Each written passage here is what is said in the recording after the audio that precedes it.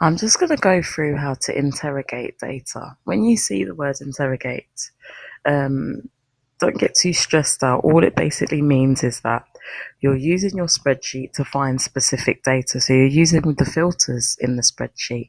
So in this particular question, question 18 of Summer '08 question paper 3, you need to use filters to find the items where the code is I. And then print out the data with your details in the header. So I'll show you how to do that. So here is the data. I've already hidden some rows and columns as the question asked. Now I'm just going to go ahead and add my filters in. So I'll just highlight the heading row and I'm on the home tab, go to sort and filter. And now I've added filters in, and I can now go to the code column and I can either go in and just select I like that, or I can go into the text filters and you'll see there are then lots of different options according to the question. So you need to have a look at the text filters depending on the question.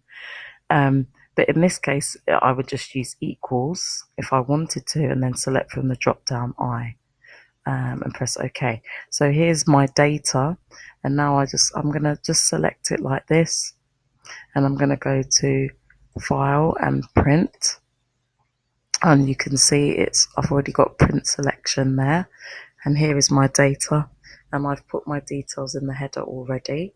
And so that's what you do for the first interrogation of this question. So you print that out. The next part, and I'll just do question 19 as well. It says select all of the data and leave rows 1 to 14 and column D hidden, and hide column C also. So I'll do that first.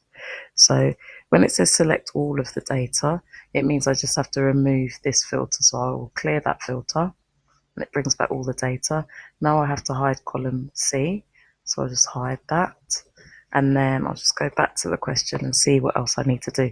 So it says now to find all the calls made on the 4th of the 1st 2008 where the D code is PU or SA.